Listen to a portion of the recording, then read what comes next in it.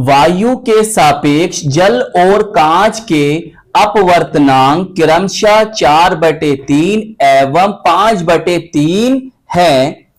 कांच का जल के सापेक्ष अपवर्तनांक होगा। यहां पर ये हमें 4 ऑप्शन दे रखे हैं, जिनमें से कोई एक ऑप्शन सही है। तो चलिए फिर कॉपी और पेन निकाल लीजिए और समझते हैं।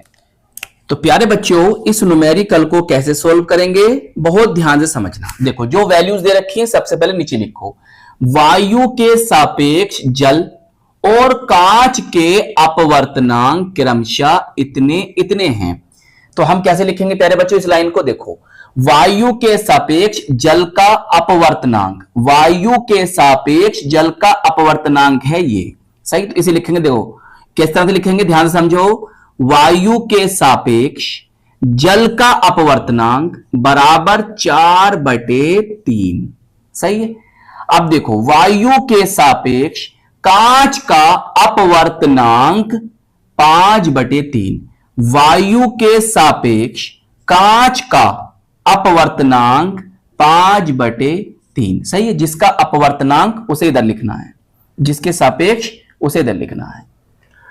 तो हमें क्या करना है, हमें कांच का जल के सापेक्ष, हमें कांच का जल के सापेक्ष, देखो कांच का जल के सापेक्ष, कांच का जल के सापेक्ष अपवर्तनांक बताना है। बताओ, समझ में आई बात।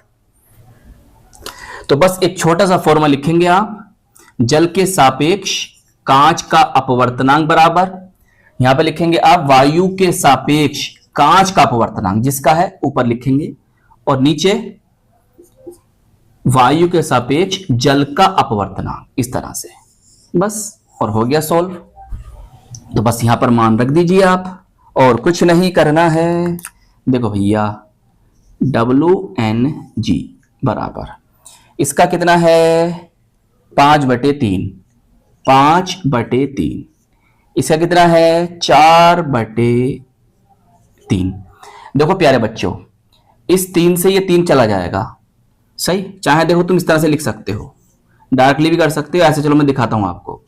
ये आ गया आपके इस तरह से गुणा, 3 ऊपर पहुंचेगा /4, सही है। यहीं भी सॉल्व कर सकते थे, काट दीजिए।